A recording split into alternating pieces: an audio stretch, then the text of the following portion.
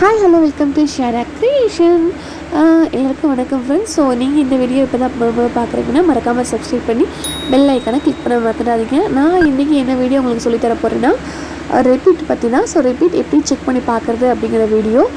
நான் ஒரு பாக்ஸ் காலம் போட்டுக்கிறேன். அந்த காலம் வந்து 200 வந்து விட்டு அந்த ஹைட் வந்து கொடுத்து நான் போட்டுக்கிறேன். ஸோ அதை போட்டதுக்கப்புறம் பார்த்திங்கன்னா அதுக்குள்ளே தான் நம்ம ரிப்பீட்டை செட் பண்ணி பார்க்குறது எப்படின்னு சொல்லி பார்க்க போகிறோம். ஒரு சின்னதாக ஒரு ஸ்லைடாக ஒரு ரன் போட்டுக்கலாம். இன்புட் சியை வச்சு நம்ம ஒரு ஸ்லைடாக ஒரு ரன் போட்டுக்கலாம். ஸோ அதை வச்சு தான் நம்ம செக் பண்ணி பார்க்க போகிறோம். நிறைய டிசைன்ஸ் போடும்போது உங்களுக்கு ஐடியாஸ் கிடைக்கும், எந்த மாதிரி எப்படின்னு சொல்லி உங்களுக்கு கிடைக்கும். ஸோ இது சிம்பிளாக சொல்லித்தரேன், சிம்பிள்லேயே உங்களுக்கு புரிஞ்சிடும். இப்போ பார்த்திங்கன்னா ஸ்லைடாக நான் ஒரு ரன் இன்புட் சி எடுத்து ரன் போட்டுட்டேன். ரன் போட்டு என்டர் கொடுத்ததுக்கப்புறம் நீங்கள் டீ வந்து ஆன் பண்ணிக்கோங்க. டீ ஆன் பண்ணிவிட்டு நீங்கள் வந்து டபிள்யூ ப்ரெஸ் பண்ணிங்கன்னா உங்களுக்கு ரிப்பீட்டோட செட்டிங்ஸ் உங்களுக்கு ஷோ ஆகும்.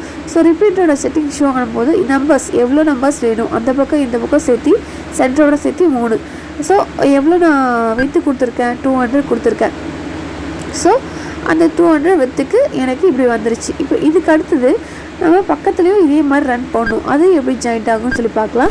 ஸோ இப்போ இங்கே ஒரு ரன் போட போகிறேன். நான் சும்மா மெஷர்மெண்ட் எடுக்காமலேயே இப்படி ஒரு ரன் போடுறேன். நீங்கள் மெஷர்மெண்ட் எடுத்து போடணும். எந்த ஒரு டிசைன் போடும் போதும் மெஷர்மெண்ட்டோட போட்டால் தான் உங்களுக்கு மிஷினில் கரெக்டாக விழுகும். ஸோ இப்போ பார்த்தீங்கன்னா நெக்ஸ்ட்டு அந்த எண்டில் எப்படி முடிஞ்சிருக்கோ அதுலேருந்து நான் கண்டினியூஸாக அந்த ரன்னை கொடுத்துட்டேன். ஸோ இப்போ பார்த்தீங்கன்னா எனக்கு ரிப்பீட் செட்டிங் செட் ஆகிடுச்சு. ஸோ ரிப்பீட் செட்டிங் செட் ஆகிடுச்சு எனக்கு. ஸோ நெக்ஸ்ட்டு பார்த்தீங்கன்னா எனக்கு வந்து மேலேயும் ரிப்பீட் வேணும். எனக்கு மேலே எப்படி விழுகுதோ எனக்கு தெரியாது அப்படின்னு சொல்லி நிறைய பேர் கன்ஃபியூஸில் இருப்பீங்க. ஸோ அவங்களுக்கு வந்து மேலே ஒரு 2 ஸ்டெப் இருக்கிற மாதிரி பண்ணிக்கலாம். ஸோ அதுக்கு வந்து என்ன பண்ணணுன்னா 150 நான் கொடுக்குறேன். 200 விட்டு. ஸோ அதில் வந்து 200 கொடுத்தீங்கன்னா இந்த மாதிரி கேப்ஸ் தான் விழுகும். 200 கொடுக்கக்கூடாது. 15 வந்து நமக்கு கொஞ்சம் இதாக இருக்கும், காலம் மாறும். ஸோ அது மாறும்போது 50 நம்ம மைனஸ் பண்ணிக்கிட்டு 150 நம்ம கொடுத்தோம்னா நமக்கு அங்கே ஃபுல்லாக செட்டப் ஆகி உட்காந்துக்கும். ஸோ இதே நீங்கள் டிசைன் கொடுக்கும்போது உங்களுக்கு வேறு மாதிரி வரும். எப்படின்னா ஒரு டிசைனோட ஹைட்டு வச்சு பார்த்திங்கன்னா மினிமம் 1800 600 அந்த மாதிரி இருக்கும். ஸோ அந்த மாதிரி இருக்கும்போது உங்களுக்கு ரிப்பீட் கரெக்டாக செட் ஆகும். இந்த மாதிரி சின்ன சாம்பிளாக நான் காமிக்கும்போது பார்த்திங்கன்னா இந்த மாதிரி கேப் நமக்கு நிறையவே காமிக்கும். ஸோ அதுக்கு தான் அந்த மாதிரி 150 கொடுக்குறது.